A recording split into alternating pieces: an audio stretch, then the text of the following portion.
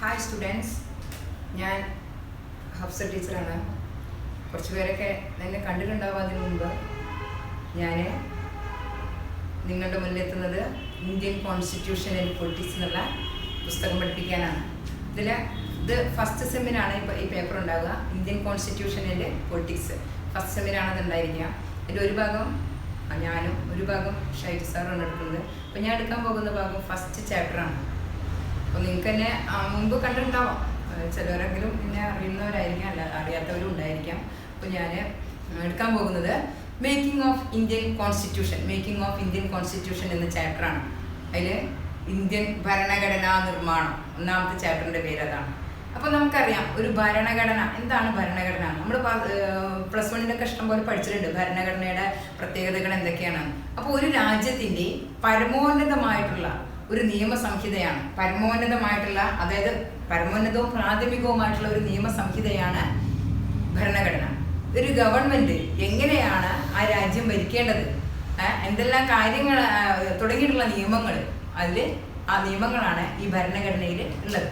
അപ്പോൾ അതിൽ ഭരണനിർവഹണപരമായിട്ടും കാര്യനിർവഹണപരമായിട്ടും അതുപോലെ നീതിന്യായപരമായിട്ടുള്ള കാര്യങ്ങൾ അടങ്ങിയിരിക്കുന്ന ഒരു അടിസ്ഥാന രേഖയാണ് ഭരണഘടന എന്നതുകൊണ്ട് ഉദ്ദേശിക്കുന്നു.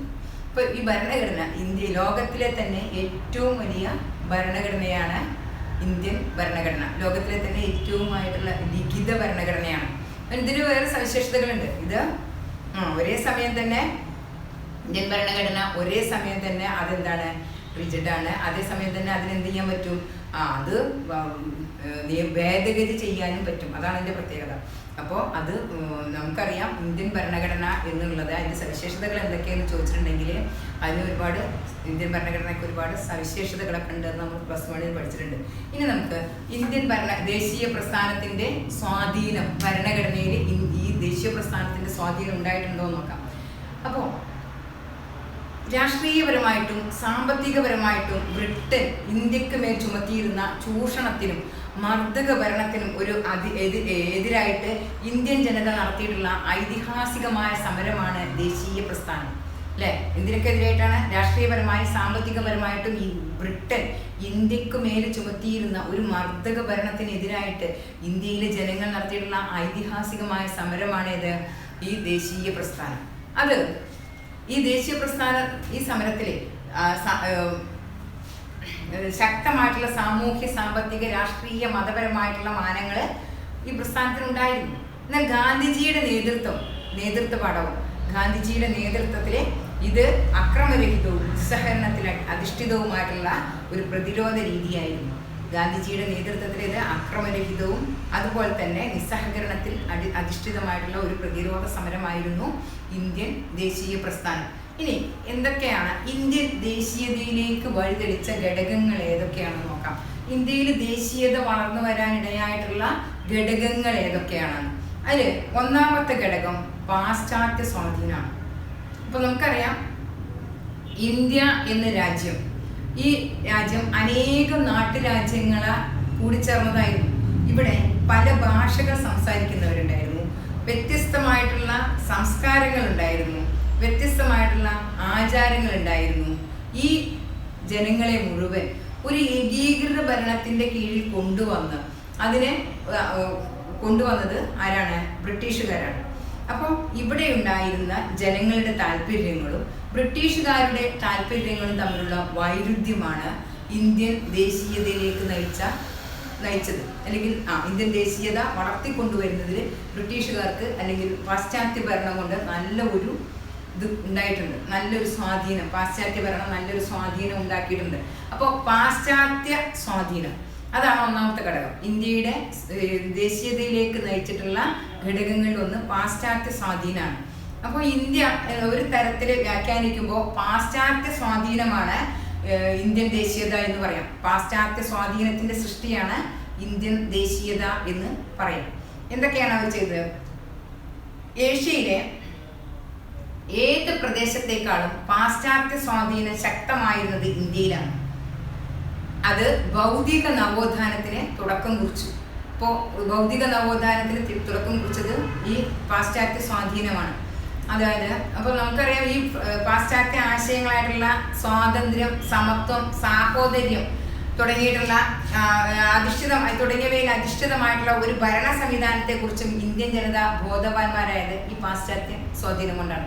അതുപോലെ തന്നെ ബ്രഹ്മസമാജം, ആര്യസമാജം, തിയോസഫിക്കൽ സൊസൈറ്റി തുടങ്ങിയിട്ടുള്ള സംഘടനകൾ ഇവിടെ രൂപീകരിക്കാൻ, ഈ സംഘടനകൾ എന്തിനായിരുന്നു? സാമൂഹ്യ പ്രസ്ഥാനങ്ങളായിരുന്നത്, സാമൂഹ്യ നവീകരണ പ്രസ്ഥാനങ്ങളായിരുന്നത്, നവോത്ഥാനത്തിന് പ്രാധാന്യം കൊടുത്തിട്ടുള്ള, അല്ലെങ്കിൽ ഈ സാമൂഹ്യമായിട്ട് അന്ധവിശ്വാസങ്ങളിലൊക്കെ അധിഷ്ഠിതമായിരുന്ന ഒരു സമൂഹത്തെ നവോത്ഥാനത്തിലേക്ക് നയിച്ചിരുന്ന സംഘടനകളായിരുന്നു, അല്ലെങ്കിൽ പ്രസ്ഥാനങ്ങളായിരുന്നു ബ്രഹ്മസമാജവും ആര്യസമാജവും തിയോസഫിക്കൽ സൊസൈറ്റിയൊക്കെ.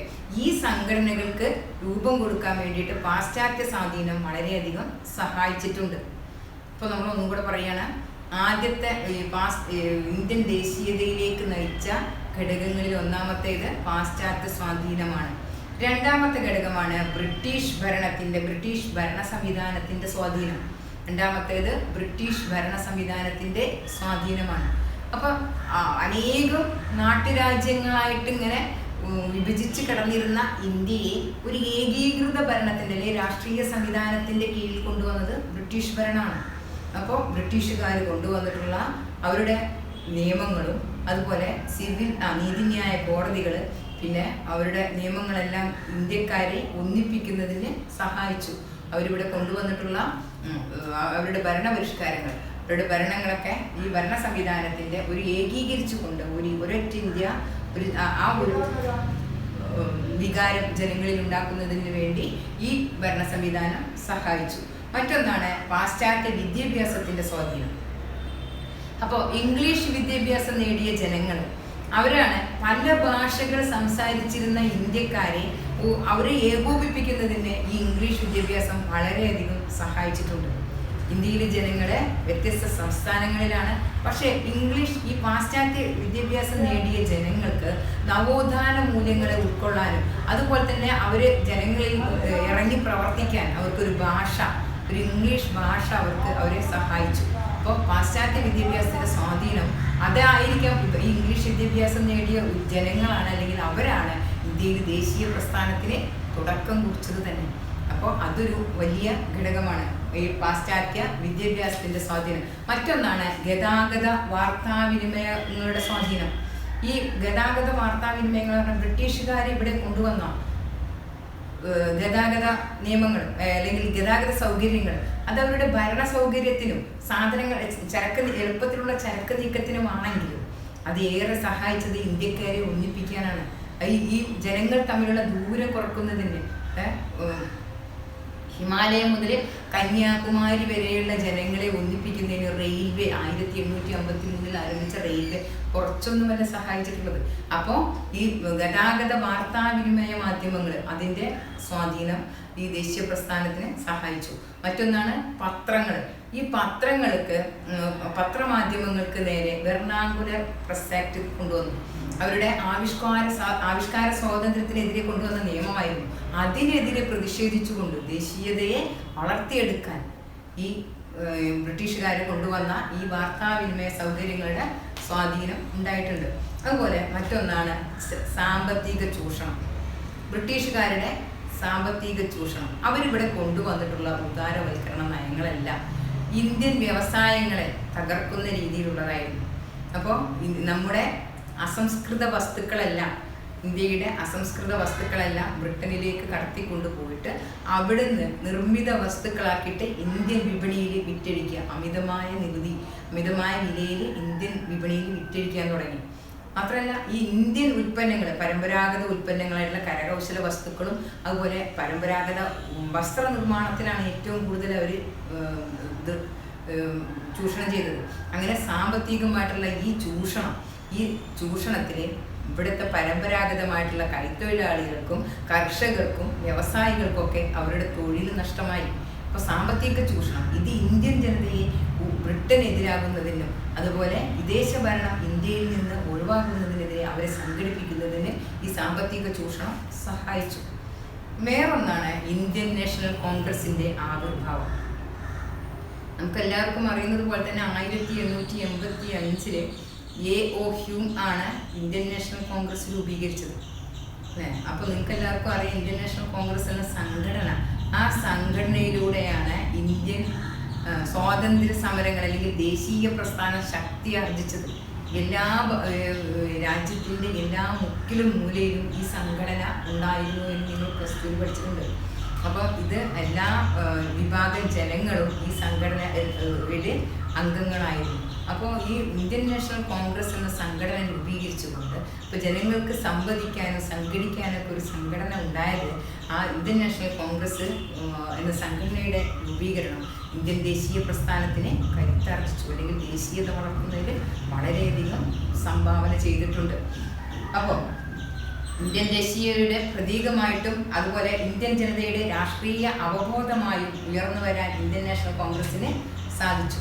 ഇതിൻ്റെ ആദ്യത്തെ സമ്മേളനത്തിൽ അധ്യക്ഷത വഹിച്ചത് WC ബാനർജിയാണ്. ഒക്കെ നിങ്ങൾക്ക് അറിയണ്ടാവും, നിങ്ങൾ പഠിച്ച കാര്യങ്ങളാണ് ഇതൊക്കെ. അപ്പോൾ